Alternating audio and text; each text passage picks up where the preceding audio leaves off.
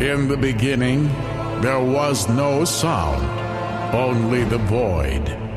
And God said, "Let there be sound." Mr. Watson, come here. I want to see you. And the voice of man rang out, and voiceover was born. And God said, "It is good." Talkin' Voiceovers with Rick Sellers and Wes McCraw. The big podcast where we talk all things voiceover. And now, Rick Sellers and Wes McCraw.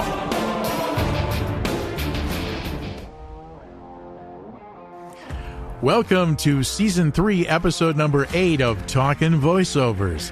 Today on the podcast, Wes and I have a one-on-one conversation with Mitch Zlotnik, the founder and president of Audimute. Audimute is an innovator in the acoustic industry field.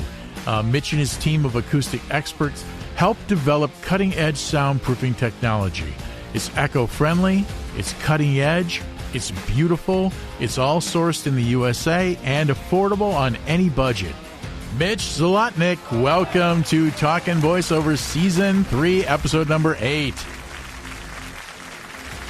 And I'm so glad to be here. Thank you for having me.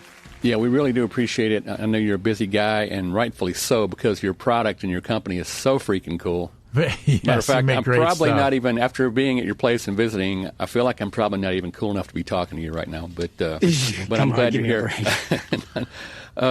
Let's get into it a little bit. So, being an audio engineer myself, acoustic treatment is super important to me and my clients.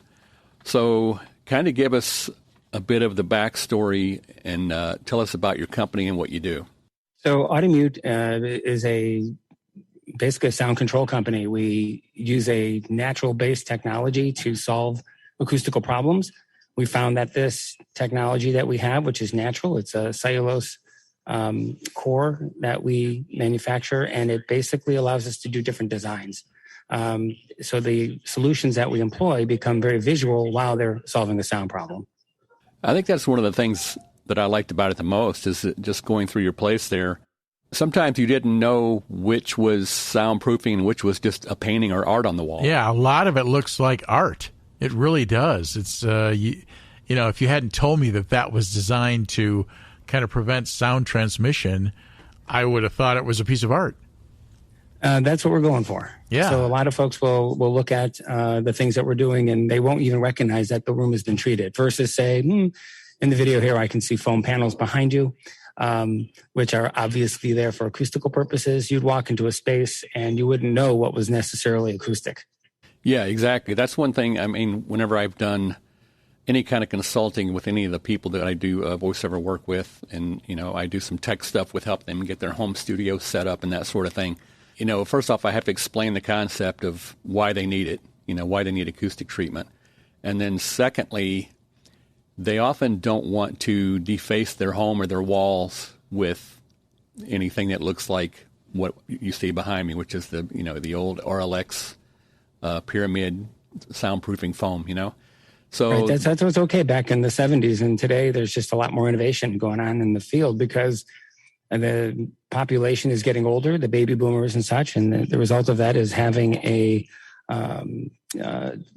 folks that are naturally having hearing attenuate with age, as that will happen to all of us. I think it's happening to me. Oh, yeah, I hate quite to think frustrating, but a truth. And so what happens is that population is having difficulty hearing and discerning sounds. And so as they're losing certain frequencies, just through natural age process is what our bodies go through. So for us, it's a good niche to be in, because as these folks are growing older and they've built companies like, you know, Life Fitness and a lot of the exercise places, and GNC would be a good example of that, where folks are looking to, hey, how do I stay younger? Mm-hmm. You know? Yeah.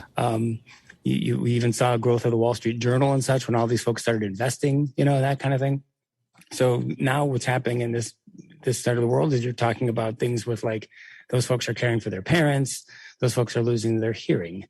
And as that's attenuating, and they're wanting to make that easier to listen and do what they normally did on a daily basis, having the right acoustical condition makes that possible. Very interesting. Well, as a voice talent, for me, sound isolation is a big deal. Having a nice, tight, dead space to record in is tremendously beneficial. You can't do broadcast quality audio unless you have a very quiet, tight space. What kind of services do you offer for folks like me that are voice talents that have a home studio? It starts with, there's a ton of different solutions that we do.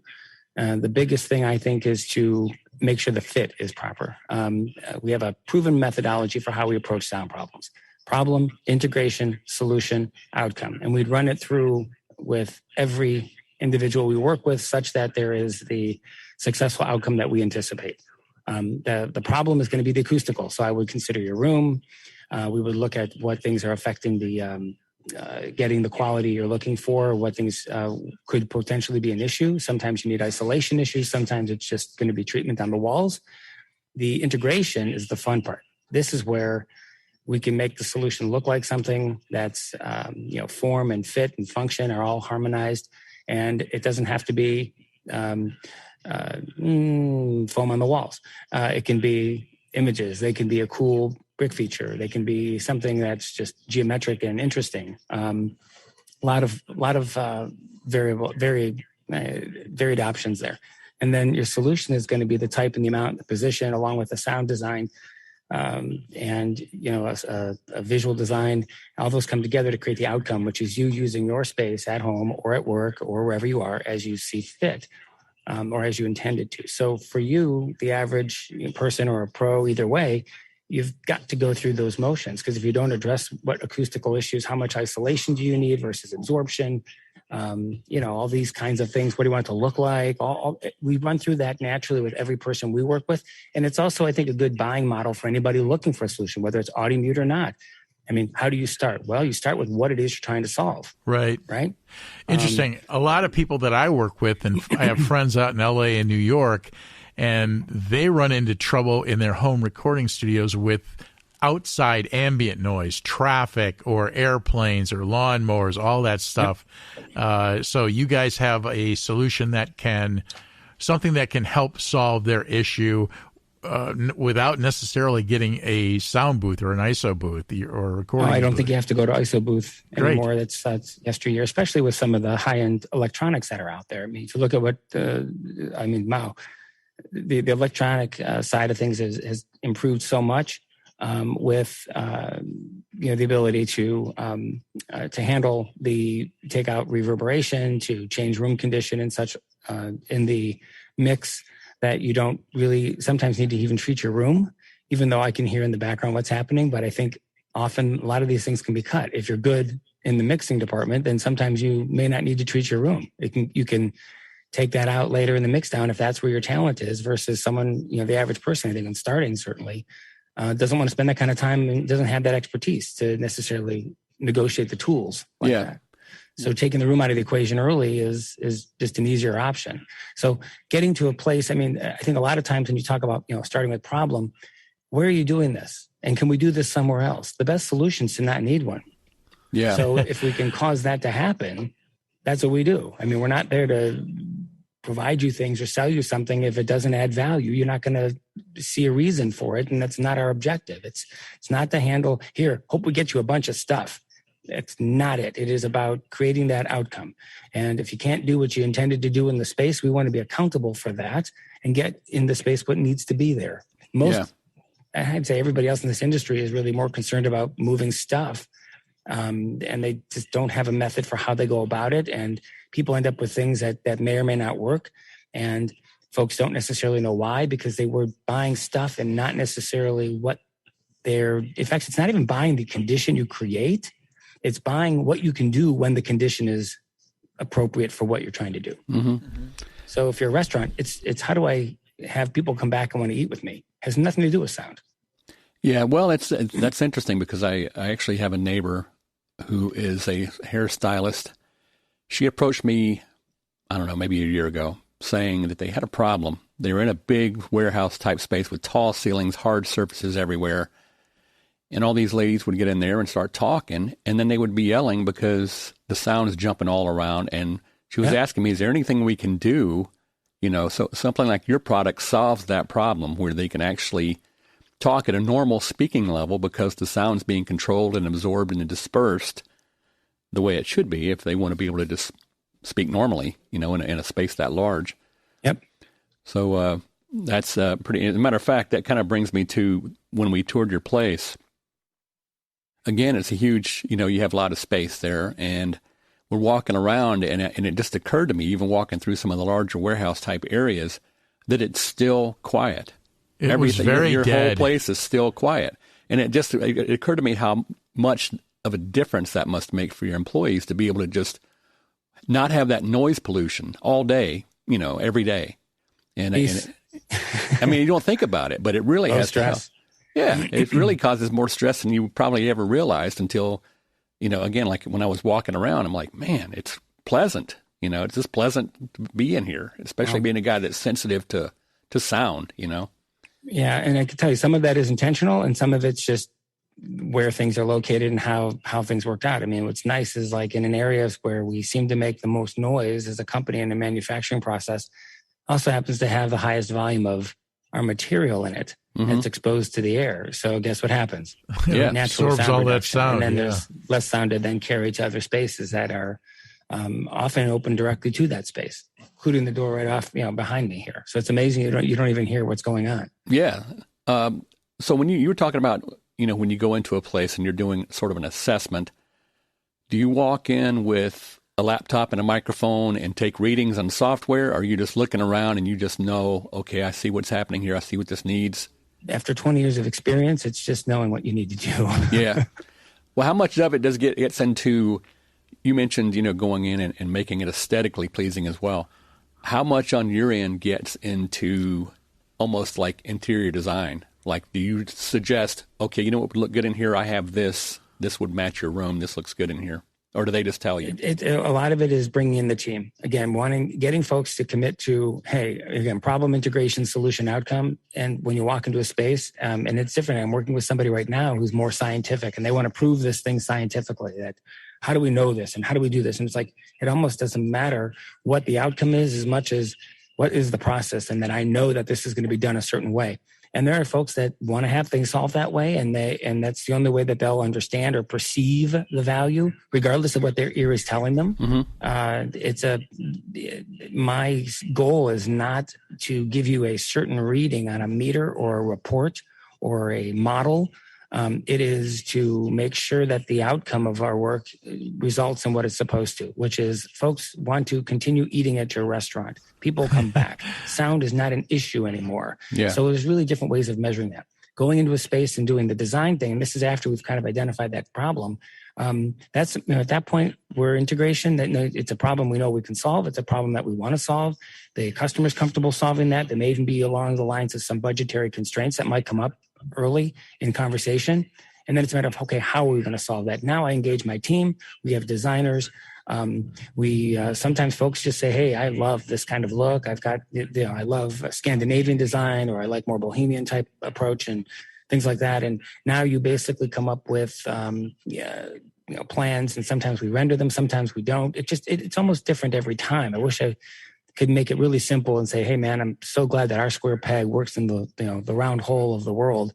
It's not that way. When everybody's sound condition is different based upon the physical properties, based upon their subjective hearing, based upon the condition they want to create for their guests in a restaurant scenario, or based upon the sound you want to have in your studio. Yeah, plus the aesthetic part of it too, the looks of the place. And then you're one of the only place that I know of that actually, again, I had to ask you if a wall hanging was soundproofing or just an actual piece of art when I was there at your place, because you can't tell the difference, I think in your case, it's both. Oftentimes, it's both art and it's useful. It has a function. Well, that's the idea. Yeah. It's integration. It's hidden. Sometimes we are there as art. Sometimes we're there as communication. We do a lot of images, like what's called acoustic images, where folks can put, their products on there, or their names, their logos. And it's communicating. In offices, it creates culture. It creates a vibe around what the project, what the company does, So if I wanted something that was like a wall hanging or something, say I wanted like a big, 10 by 15 foot picture of Rick's face that absorbs sound. Oh, baby. Can that be? I mean, do people just ask you for, here's what I want, and you can just create it? I mean, based on a photo? It's that easy. Oh, wow. I mean, we would assess it for quality because I want it to be as nice as it can be. There's often folks will present an image or something they've taken with their phone, and while it looks great on their monitor or on their phone, it's not going to necessarily reproduce to the quality that we would want it to produce to. Okay. The other thing I was going to mention is when Wes and I were down at Audimute checking out your facility, we noticed all your employees seemed very happy. Everybody seemed like they got along and they were thrilled to be there. That's very unusual in a business. Wow. What do you do that makes these people so happy and content? I think it's good structure, good organization, a clear mission, what we're trying to do. I think it has a lot to do with leadership style and the kind of, if you are an asshole, can I say that? Yeah, you can say it. There's a good potential that you're going to have a lot of folks that are nervous around you or maybe don't like you.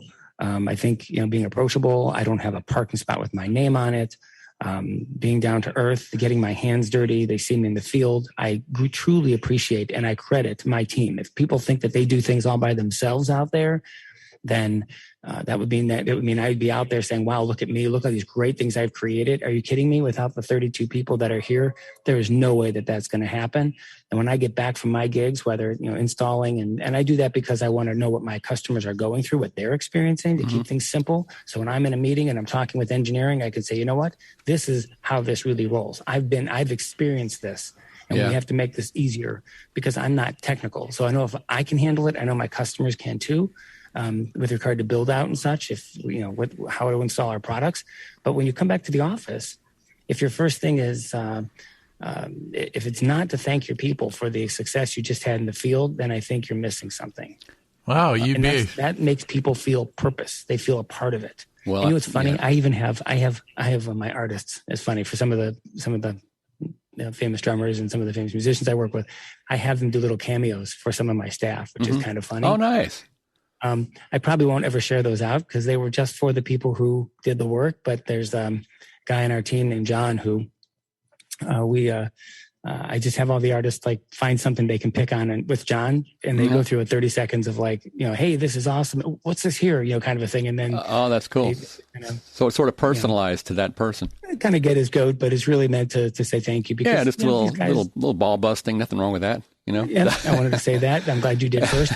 So it's but it's just a nice thing, and it connects them to the work. It connects them to the finished product. And I think when people take pride in what they're doing and they don't feel like they're just doing some rote motion, even though that's what it might be for certain jobs, they don't feel like that because they know that what they're working on is for someone who's going to have an outstanding outcome, the result of what they're doing. That's really, really awesome. I think it's really important for people to feel like they have purpose. And I think that's very smart leadership. Doesn't that make you? And what did you want when you were working for somebody? You wanted people. You didn't want management breathing on you. Tell me where you want to go. Get out of my way. No, you want positive feedback. Yeah, you want validation. You want to be treated like you matter. It seems common sense, but so many people don't get that, and obviously you do, and that's very smart leadership on your part, I think. Great. Smart in terms of me getting out of my own way was probably the hardest thing I had to do as an entrepreneur.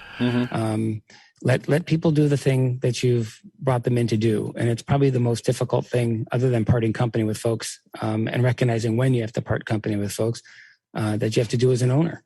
So getting out of your own way, getting out of your ego, not taking the credit that you so desperately think you need or want to have and giving that to the people. You have to stand on the shoulders of giants to do amazing things.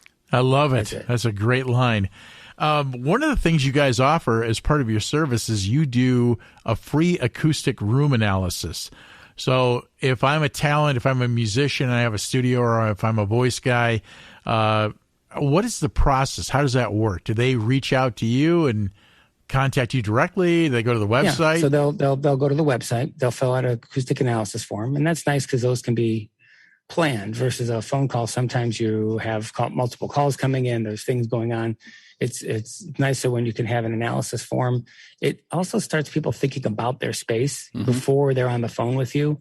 So it starts to turn it into a little mini project. So when you're talking about the problem and then the integration and what solutions are viable, even a ballpark understanding of some budgetary constraints around a project. The analysis form really kind of helps the individual, helps us. It also helps folks on the client side certainly organize for how they're going to maybe attack a problem or how they're starting to think about it. It lets us know what they've already done too, in terms of maybe some preliminary research, because that's a very dangerous thing when people always go out and they're like, hey, this is great. How much is this? Well, it's like, wait, why don't we make sure it's going to work for how you think it's going to work? Yeah. Because again, we're going to always back up and try and put you through that problem integration solution outcome process so that we know we're going to arrive at success. It works every time. It took us 10 years to realize we had a process. That's great. That is great. So does that process, when they fill out the forms, can you make sort of assessments and diagnosis based, do they send photographs of their space, or do you ask for recordings to get room tone? And not so much recordings. I can recognize reflective surfaces. I can look behind you and see on the left, for example. I don't know if the world can see this during a podcast, but I can tell you that obviously the left side of your room is going to be a little bit more reflective than the right. If you were at your stand-up table in the back there, you have that curved wall, that shape, that's going to be returning sound to that table. That's going to be an acoustic problem on that side of the room. Sure. Being over to the right side, over Rick's shoulder, is going to give us a much more appropriate condition for sound. And then which way do you face and things like that. So we can kind of see what's going on. But you have to kind of look at the whole room. You have to see holistically what's happening. And then you have to kind of ask questions as to what's happening outside the room and in other places at the same time that they intend to record or do whatever they're doing. Yeah. You had mentioned some of your clients. Is there anyone that our audience might know that you could name drop? As a musician, I'm curious about who you've worked with, and I would probably know more than the average, especially voice talent. I'd say go for it, and I can confirm that'd be more fun. Well, tell us. I mean, is there anybody that would? Off the top of my head, going in order, like from the studios I've worked with, where each one has presented a different learning curve and the excitement of working with who I'm working with. And it's just because of, these are great people, which gets me excited about them, and they're good musicians. Mm-hmm. So it's really a cool combination, because I consider these people friends. When you work with someone on a sound project and you're working in such a personal space, you're very, very happy to be working with the likes of an Aaron Spears. Mm-hmm. Aaron plays for Usher, plays for Ariana Grande. Yeah. Sammy Marandino, who's a Broadway drummer, but also has played with a lot of people. He's been around the block. Cyndi Lauper's shows and Cyndi Lauper, her concert and her tours. He was a big part of that. But he's got 12 gold records at his house. So he's worked with Joan Osborne and Pat Metheny, and he did programming for Cameo and John Hall & Oates. There's all kinds of stuff. Very impressive history. Yeah, very cool. Dax Nielsen with Cheap Trick. Dweezil Zappa, Frank Zappa's son. That's a guitar player. Uh-huh. But he set up a really impressive state-of-the-art where old analog meets surround Dolby technology. It's absolutely amazing what's going to come out of what's called the Hikari Studio. Can't wait for what's happening there. But that's just a few names off the top of my head. And I'm fans of all those people, especially Zappa. Yeah, I'm definitely fans. Dave Weckl would be another one I'm starting to work with. Dave Weckl and Jay Oliver. Dave's incredible drummer. Joel Rosenblatt. Same vein of just impressive jazz players that had been, Spyro Gyro and play with everybody. And there's more, Luke Combs drummer, Jake Summers, Rich Redmond, who also is a podcaster, plays with Jason Aldean, and I can keep going. I mean, there's I can see why drummers would be big clients for you, because they are so freaking loud. As a guitar player, you're always trying to get above the drummer. Well, here's the thing: a guitar player can practice without bothering anybody. Yeah, and I got a volume knob too. I can't do that. In fact, it's funny, because I was actually trying to come out with some different anti-vibration products that makes people's amps sound better when you isolate them properly. Much like you would for some of your reference speakers, mm-hmm. For your audio and other types of engineering. But it wasn't a go. It wasn't a great I think result that happened with the launch of that product, because the ability to solve a problem is much more compelling than that of a marginal improvement. for the guitar player versus drummers can't even practice if they don't have. Yeah. And you yourself are a drummer, right? I thought I was a drummer. Oh, okay. And I met all these guys I'm working with, and I realized I don't know anything. Yeah, I know the feeling. I do. I mean, as much work as I do as a guitarist, I know guys who are like real guitarists. You know, it's like, and you're it's just wow, like, you know what? You feel so accomplished. I I thought I was pretty good for a minute, and Yeah. then it's like, okay, maybe not so much. But, about a minute, and then yeah. you watch, and it's like, I mean, they started right with the word "go" with Carter McLean. Really, the first studio I personally was involved with as a build out, and when we were there, and he would just pull out a drum and start testing, and I would see his hands and how relaxed they were, and not only that, but even just the video work that he's done and the sound that he's able to get from his equipment and from the microphones and the mixing and having the visual and the whole package. I was like, man, drums are not going to be my thing. I guess I'm going to be like an athletic supporter. You know, I'm just going to take that role, you know? Yeah, nothing wrong with that. Well, I could go down the rabbit hole of the musician thing all day long, but we are talking voiceover, so I guess we should probably talk about voiceover. So I guess what are the biggest challenges you think people in the voiceover world are presented with? Well, a lot of it is recording space. If it's a home studio space and you're in a big city in an apartment and you've got tons of noise, external noise, how do you get rid of that? How are you able to? Yeah. So you know what? I like to go with structural things that exist. I mean, this sounds kind of silly, but I mean, if you can get into the right structural place, like a closet, which is already built, that presents a pretty good opportunity to have clean sound. There's a lot of folks already figured that out. Yep. But you can take a closet to the next level. You can take a hallway to the next level using, say, Audimute sound absorption sheets or something where then you can add ends or blocking or additional absorption and that kind of thing. So the nice part about, I think, that type of a product or that type of solution for folks that are trying to get started in apartments and places that they don't necessarily own is that you want to leverage any technology. Ours or other. The sheets are a good example. Our panels are a good example of this, where you can take the thing with you and you don't have you don't have an issue relative to what it would do to the wall, like, an impaling clip or some other things that are much more invasive. So it's just trying to make it easy for these guys. How long has Audimute been around? So we started about 20 years ago. Okay. Oh, wow, that long. I didn't realize that. Yeah, I'm old. Well, you look great. Yeah, you look awesome. I mean, people can't see you out there, but yeah, well, you can see my videos on Instagram at Audimute Mitch. Oh, there we go. But there we go. It's I mean, I work out 4 days a week, so there you go. It's that good, clean living. That's what does it. You got to do things to keep yourself fit. My doc says you got to take your health score on six things. This isn't podcast related, I guess, but it's a good life hack. Sleep, stress, drinking, smoking, sleeping, and what you're eating. That's it. Those are the 6. Yeah, I'm probably taking care of about 3 of those myself, but yeah, everyone misses the smoking, drinking thing. And it's like, I gave up drinking when I was 50 and I feel great. Well, good for you. Hard to do. And you guys are located right in beautiful downtown Beechwood, Ohio, and thriving metropolis. And yes. If people out there want to buy your products, they should go to Audimute, the website, audimute.com, and you can check out all your different sort of products and services. They should go to check it out, but then they should maybe give a call and speak with the kind folks that are going to answer. We don't have automated attendant.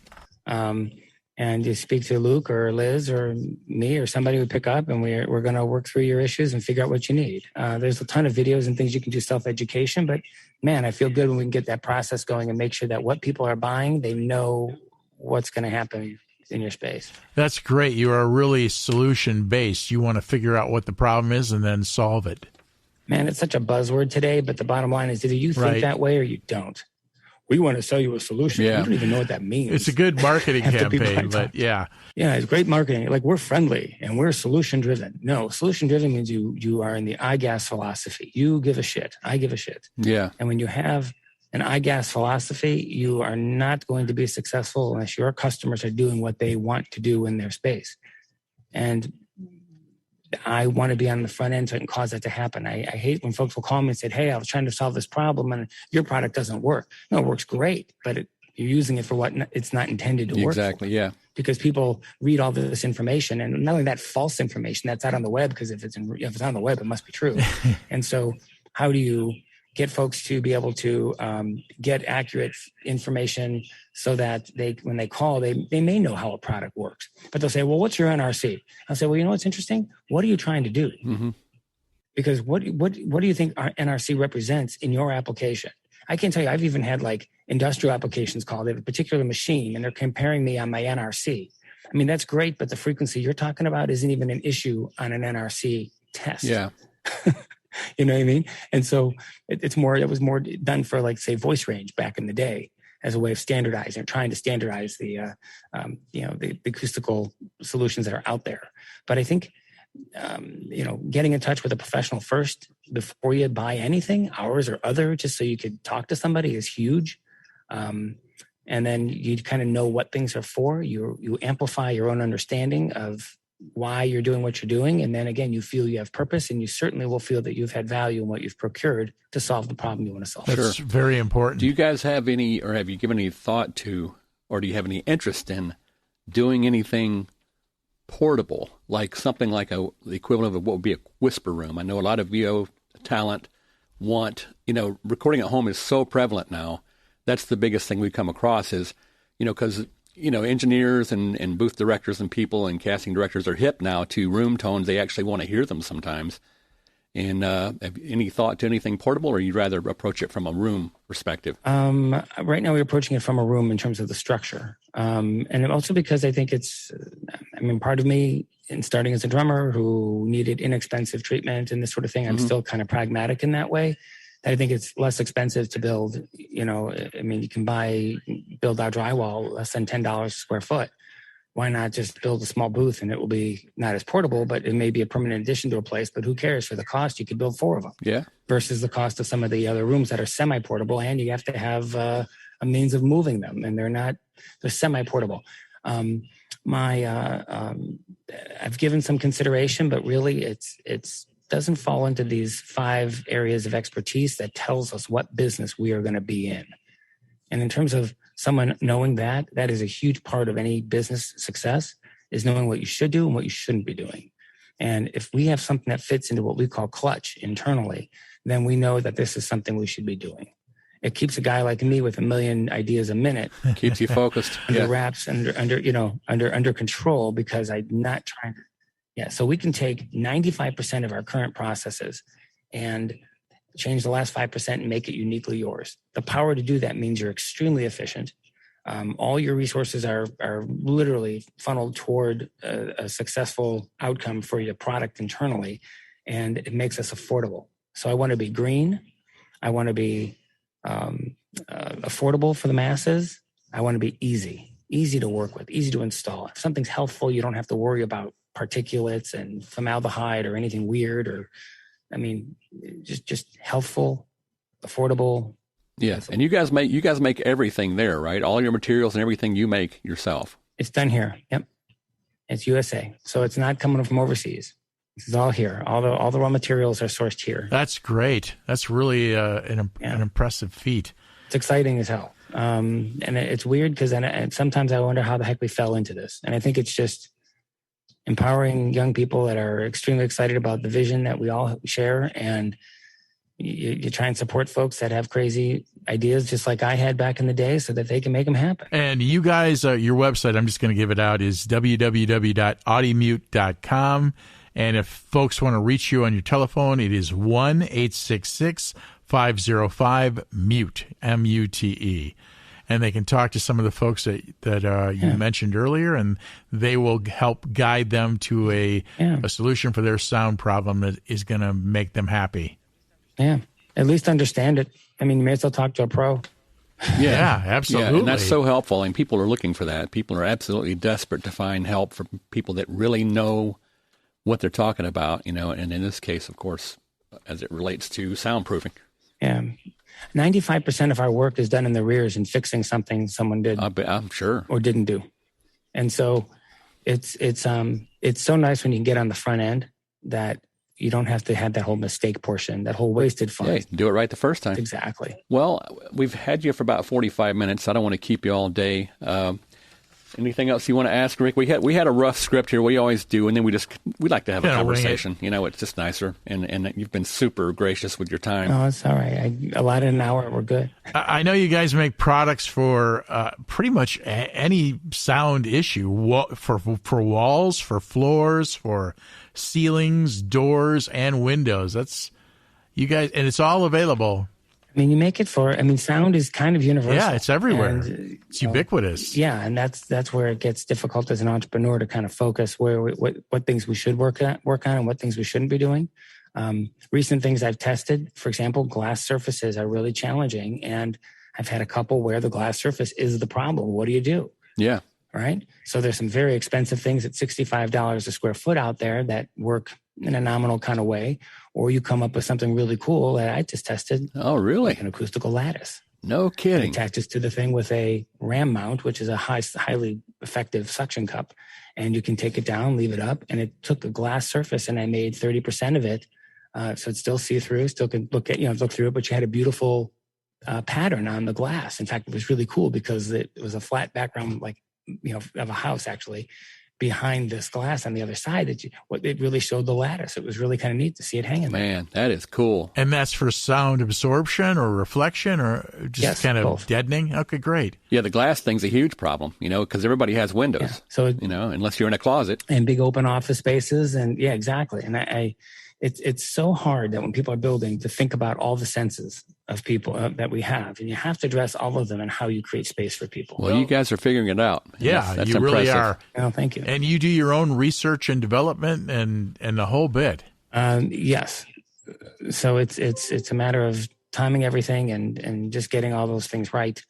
So it's been a process, but I'm so glad we did it, and it's been a joy. It's a pleasure, and we'll continue to push and create new and different, unique, and be a leader in this industry. Yeah, I think we're going to wrap it up. Can't thank you enough for being here and taking the time to talk to us. Is there anything you want to promote? Anything? Your social media? No, I think I want to promote that if you're running a business operation, I think you need to be great to your people. They are the ones that will cause you to be successful or not. I can't say enough about that. Get out of your own way. Put your ego aside. Put credit aside. Put success aside. And when you focus on what you're passionate about and what you love, you will get there with the help of others. And if you treat them well and take good care of them, then you'll have shoulders to stand on. And that's, like I said, giants, standing on the shoulders of giants. The more marketable you make your people, the more they are able to go out and get other jobs, great paying jobs. The way you make them successful, the more marketable they are, the better they're going to be for you. Great. And it's just, I can't tell that's what's caused me to do well here, is because of what everyone else is doing. It's I'm part of it, but man, I'm telling you, time and time again, I get proven that it's all about your people, and it's about how you lead in that capacity. That's great advice for just anyone trying to do any kind of business thing. Even someone who wants to do voiceover work, if they followed those words, they would be in better shape. So you're gonna end up, and again, just because eventually, just everyone you work with, you're spreading goodwill that will come back to you when you take care of people, and it's about other people. If you help other people be successful, it's how you make yourself successful. It's not so much about you. All right. It's such a basic thing. Well, it should be. I mean, you would think it would be, but a lot of people don't get that. So I appreciate you ending it that way. And we're going to talk again, because I'm going to contact you myself and get some of your products, because I'm an absolute fan. After touring your place, I'm on board all the way with what you guys are doing. We'll make you a guinea pig, because I got lots of R&D to mess with. So we'll have some fun. Nice. I'll be your guinea pig for sure. Well, Mitch, we've taken up enough of your time. Thank you so much. Mitch Zlotnik with Audimute. You guys are great. Thank you. They make great products. I would encourage anybody out there that has a sound issue, contact them either via the website or the phone and get some solutions happening for you. All right, Mitch. Thank you again for having us. Really appreciate it. Oh, you're welcome, man. Thank you. We'll let you go. Have a great day, man. Thanks. Be well. All right. Thanks, Mitch. We'll see ya. All right. Bye-bye. Wow, what a knowledgeable dude, Mitch Zlotnik. No, he knows his stuff. Yeah, I could talk to that guy all day and go down the rabbit hole of all kinds of acoustic talk, but man, he was really nice to take the time to talk to us. He has a great product and one that can help anyone who's trying to treat their room for voiceovers or any sort of audio production. Yeah, if you're a voice actor and you're having issues with sound, you definitely want to give Audimute a call. They have tons of products and services that can get your home studio sounding broadcast quality perfection. And that's what you want. We can't thank him enough. Mitch was great. Thanks, everybody, for listening. We'll see you next time for Season 3, Episode number 9 of Talkin' Voiceovers. Our podcast is available on multiple platforms, including Spotify, Apple Podcasts, Podcast One, Google. Go and subscribe and hit like. We love you. Thank you. Thank you guys so much. Here is Samantha to take us out. I'm Samantha Fagan, and you're listening to Talkin' Voiceovers. Be sure and subscribe to Talkin' Voiceovers. Hit like and subscribe so you never miss an episode. Before you book your next voiceover demo, check out primodemos.com. You'll hear the difference. Thanks for listening to Talkin' Voiceovers with Rick Sellers and Wes McCraw. Find us on Facebook or on the web at primodemos.com.